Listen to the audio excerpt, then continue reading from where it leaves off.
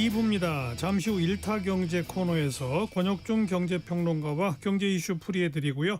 이어서 정치토크 거두절미 각설하고로 이어가겠습니다. KBS 1라디오의 모든 프로그램 유튜브에서도 함께할 수 있습니다. 실시간 방송 보실 수 있고요. 정치, 경제, 사회, 문화 다양한 주제의 콘텐츠들 마련돼 있어요.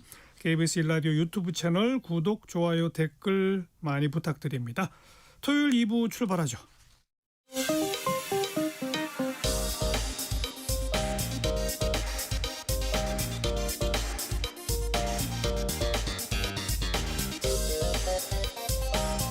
팩트체크 진짜 뉴스 정관용의 시사본부 KBS 1라디오 들어보면 압니다.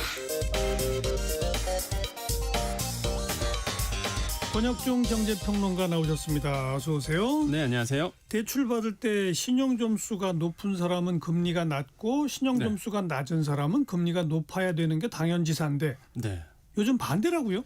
그러니까 많은 분들이 이제 생각하시죠. 사실 이제는 신용도가 높다 그러면 은행 입장에서 본다 그러면 당연히 금리가 낮습니다. 왜냐하면 프리미엄 리스크가 없기 때문에 네. 은행 입장에서는 당연히 리스크가 없잖아요. 그럼 금리를 좀 낮게 해주죠. 대신에 저신용자 같은 경우는 리스크가 있기 때문에 금리를 좀 높게 책정합니다. 글쎄. 네. 근데 반대가 된다고요? 지금 이제 반대가 돼버렸어요. 왜 그러니까 그 이유는 이제 정부가 포용 금융에 대해서 이제는 이야기를 하고 있거든요. 한마디로 이재명 대통령이 최근에 금융계급제를 이제 언급을 했습니다. 한마디로 이제 저신용자 분들이 더 많은 금리를 너무 많이 이제 부담을 하고 있다. 이렇게 이제 얘기를 했는데 이게 사실 우리가 일반적으로 알고 있는 상식과 이제 좀 다르기 때문에 은행들이 이제 눈치를 볼 수밖에 없는 거죠. 그래서 저신용자 분들에게 낮은 금리로 이제는 대출을 해주기 시작했다라는 거죠. 이게 네. 문제가 고신용자보다 더 낮기 때문에 이제 문제인 거거든요. 네. 지금 한 은행 같은 경우에는 고신용자 같은 경우에는 금리가요 4.5%고요. 저신용자 같은 경우에는 3.4%입니다. 그러니까 이게 역전이 완전히 돼버린 거죠. 이건 문제인데요. 네, 그래서 저는 두 가지 좀 질문을 던지고 싶습니다. 저신용자는 정말 약자인가라는 질문과 고신용자는 정말 부자인가라고 봤을 때 저는 아니라고 보는 거죠. 아니 그러니까요. 네. 이렇게 되면 대출을 받아야 될 필요가 있는 사람이 일부러 자기 신용 점수를 낮추려고 맞아요. 연체하고 막 이래요. 맞습니다. 저는 이게 말이 됩니까? 제가 예전에 한 사례가 있었는데 식사하다가 옆에 한 남성 두 분이 앉아 계시는 거예요. 근데 제가 너무 너무 당황스러웠던 얘기였는데 친구분이신가 봐요. 했더니 한 친구분이 신용불량자이신 겁니다. 그래서 너는 왜 돈이 있는데 안 갚냐? 그랬더니 본인 그 친구분이 왜 갚냐요? 그래서 아니 대출을 졌으니까 당연히 빚을 졌으니까 갚는 건 당연한 거 아니냐 했더니 그분이 이제 신용불량자인데 신용불량자 이유가 도박을 했기 때문에 경마를 했다고 합니다. 그래서 경마에서 돈을 다 잃으신 거예요. 그래서 모든 재산은 사실혼 관계에 있는 그 여자분에게 다 주고 본인은 돈 받아서 사는 이렇게 얘기를 하시더라고요. 그러면서 정말 황당했던 게 그거였어요. 자기가 그걸 왜 갚냐? 아니 빌렸으니까 갚는 거 아니냐? 나는 그걸 만져본 적도 없다 그 돈을. 또 은행으로 들어와서 은행으로 나갔기 때문에 나는 그걸 만져본 적도 없기 때문에 나는 갚을 이유가 없다. 안 갚는다. 난 10년 동안 안 갚을 거다. 소멸시효 될 때까지. 저는 그 옆에서 들으면서 이거 과연 맞나라는 생각이. 그 얘기는 또 다른 얘기고 네. 너무 확대하지 마시고. 근데 신용도가 낮은 사람한테 더 낮은 대출 금리를 적용하는 거는 네. 불을 보듯이 명확해요. 네. 몰라요. 좀 저신용자한테도 좀 그 자비로운 금융기관이 되십시오라는 건 좋으나 네. 그것도 정도가 있는 거지. 맞습니다. 일부러 연체시켜 갖고 자기 대출 금리 낮추려고 하는 사람을 어떻게 막아요? 그러니까 저도 그런 문제에 대해서 이제는 문제가 있고 알겠습니다. 특히 성실상환자에 대한 이제는 반대죠. 완전히 예, 성실상환자들은 그럼 뭐가 되느냐 이런 얘기가 지금 알겠습니다. 사회에서 그래서 나오고 있습니다. 또 하나는 신용도가 낮은 사람들이 지방은행 쪽으로 몰린다. 네. 이건 뭐 당연히 그럴 수 있을 것 같은데. 네. 근데 원래 인터넷 은행이 중저신용자를 위해 설립됐잖아요. 맞습니다. 근데 인터넷 은행에 고신용자가 줄을 선다는 건 또 왜 그래요? 그러니까 은행들의 이제는 사실 제가 봤을 때 큰 이윤을 얻기 위해서다. 왜냐하면 아시다시피 고신용자들은 돈을 잘 갚잖아요. 잘 갚죠. 그러다 보니까 인터넷 은행의 설립 취지와 다르게 고신용자 대상으로만 영업 활동을 한 거예요. 그래서 이제는 고신용자들에게 대출을 많이 해주고 그러다 보니까 자연스럽게 그 예를 들어서 인터넷 은행의 대출자의 신용 평점이 다 높으신 분들만 지금 포진해 있는 거죠. 아하. 그래서 이제는 이게 이제 비판을 받고 있습니다. 그리고 인터넷 은행의 금리가 일반 은행보다는 조금 낮죠. 예, 비대면이다 보니까 좀 낮잖아요. 영업 창구가 없다 보니까 조금 더 낮아요. 그러니까 고신용자 입장에서는 뭐 인터넷 은행으로 가는 수밖에 없네요, 또. 근데 이제 중저신용자들을 위해서 만든 은행인데 그럼 그분들은 어디 가냐 이거죠.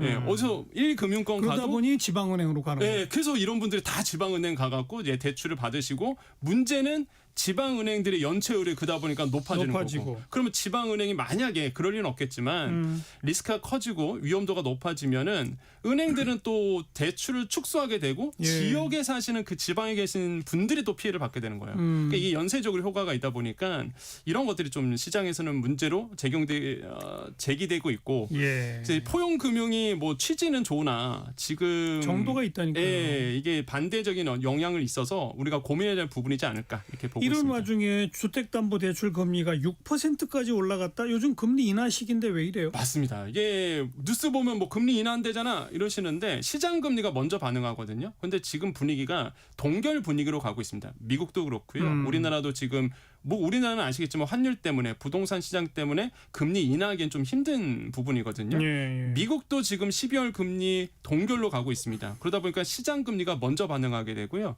지금 금리 인하가 아니라 금리 동결로서 가다 보니까 은행채 5년물짜리가 우리나라의 혼합금리 그러니까 고정금리에 영향을 주는데 이게 계속 올랐어요. 8월 말에 2.8%였는데 11월 14일 기준으로 3.3%가 되면서 예. 고스란히 고정금리에 영향을 미쳤죠. 이게 그래서 고정금리가 6% 상단이 6%짜리가 지금 나오고 있습니다.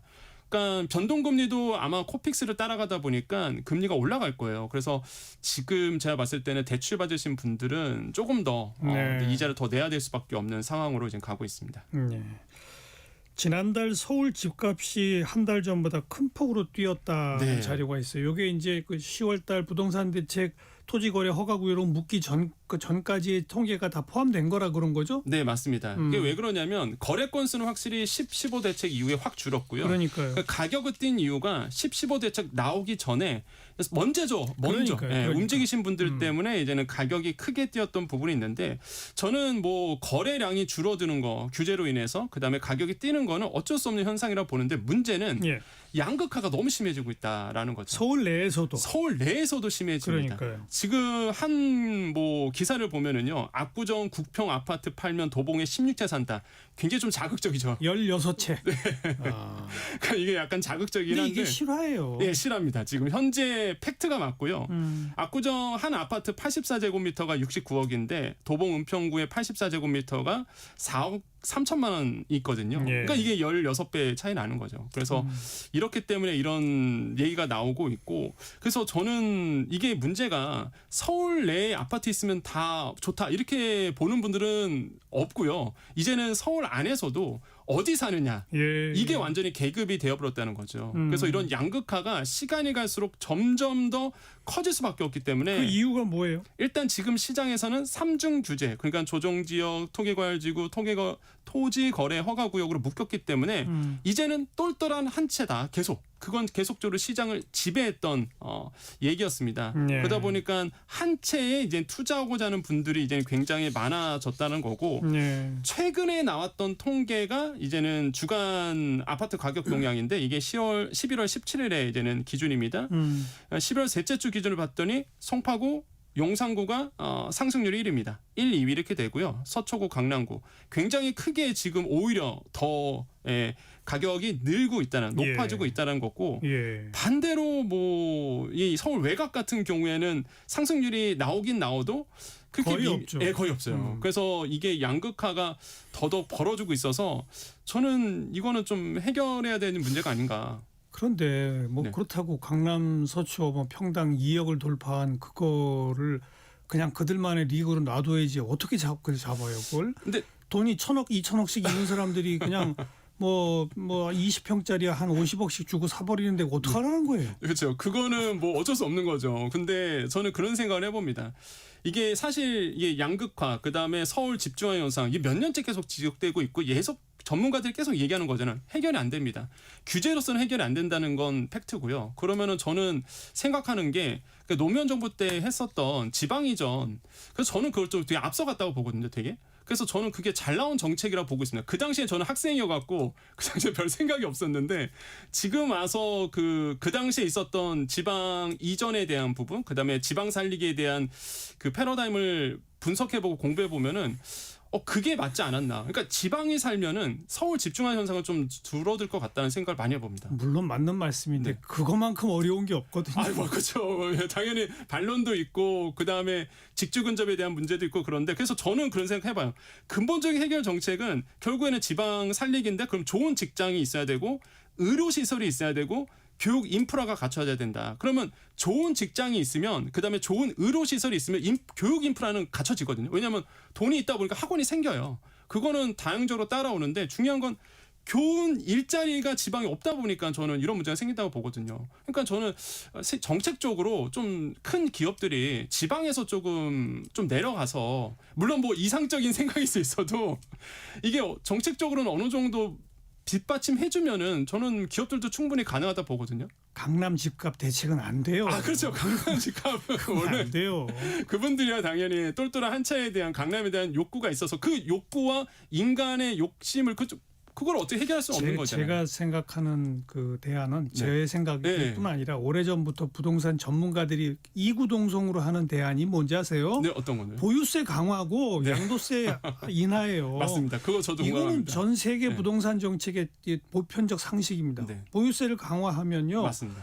정말 강남 지역에는 돈 많고 경제활동 열심히 잘하고 돈 수익도 많은 사람들이 살아라 이거예요. 네. 그런데 그게 아니다. 딱 집 한 채 있는데 소득은 없는 분들도 그냥 붙들고 있는 거예요. 왜? 더 오를 것 같으니까 그냥. 맞아요. 근데 그분들이 못 붙들고 있게 해야 네. 그분들이 매물을 내놓고 해야 네. 그나마 좀 합리화가 되는 거거든요. 근데 저는 그거에 또 반론이 있는 게 내가 예를 들어서 강남에서 오래 살았습니다. 나는 그냥 가만히 앉아 있었던 네. 거예요. 근데 재건축이 돼서 갑자기 그게 20억이 되고 30억이 됐어요. 네. 근데 그런 분들한테도 보유세를 강하게 한다는 거는 저는 그래야 한다고 생각해요. 예. 그런 분들이 네네. 그 집을 30억, 40억에 파시고 네. 한 10억짜리 집 사시고 네. 대신에 나머지 돈 갖고 여유 있게 사시라. 지금 그분들 얼마나 쪼들리면서 하는 줄 아세요? 맞습니다. 그 공감하고요. 쪼들면서도 어떻게든 더 오를 것 같으니까 자식한테 어떻게든 물려줄 거. 맞아요. 이 프레임을 좀 변화시켜 줘야 돼요. 인식의 변화가 필요하고요. 저도 그 말에 공감합니다. 미국의 맨하튼 얼마어마한 비싸게 돈이 집값이 얼마나 비쌉니까? 네. 거기는 진짜 보유세 세죠. 초엘리트들만 살아요. 네. 초엘리트들은 비싼 돈 주고 사셔라 이거야. 그렇죠. 이게 현금 대신에 있으니까. 매물이 워낙 적다 네. 보니까 이렇게 네. 막 터무니없는 가격이 만들어지는 구조를 좀 바꿀 필요가 있다는 얘기죠. 그리고 또 공감하는 게 이 양도세 인하에 대한 부분 저는 공감하거든요. 예. 다주택자들이 양도세 때문에 사실 묻고 있어요. 그러니까요. 왜냐하면 물론 중과가 내년 5월까지는 중과가 유예가 됩니다. 그래서 아마 내년 한 초반 되면은 다주택자들이 팔려고 하시는 분들이 좀 있을 거예요. 왜냐하면 그 유예 기간 동안 팔려고. 근데 지금 분위기는 이제는 유예가 더 이상 안 되고 이제 양도세 다주택자에 대해서 이 양도세 중과가 될 것으로 보고 있거든요. 그래서 저는 그 부분은 좀 정책적으로 풀어줘야 되지 네. 않을까 이렇게 생각하고 있습니다. 최근 뉴스 보셨지만 네. 지금 보유세 강화를 안 한 상태에도 장기 보유자의 매물들이 늘어나고 있어요. 이미 못 버틸 수준으로 시세가 올라 버렸기 때문에 안 그렇습니까? 네, 맞습니다. 한 10억, 20억 하던 게 지금 40억 이런다면은 네. 보유세 부담이 몇 천만 원 이상으로 뛰어버린 거는 그걸 못 견디는 거예요. 네. 이럴 때 보유세를 더 올려줘야 되는데. 권혁중 경제평론가였습니다. 고맙습니다. 네, 감사합니다.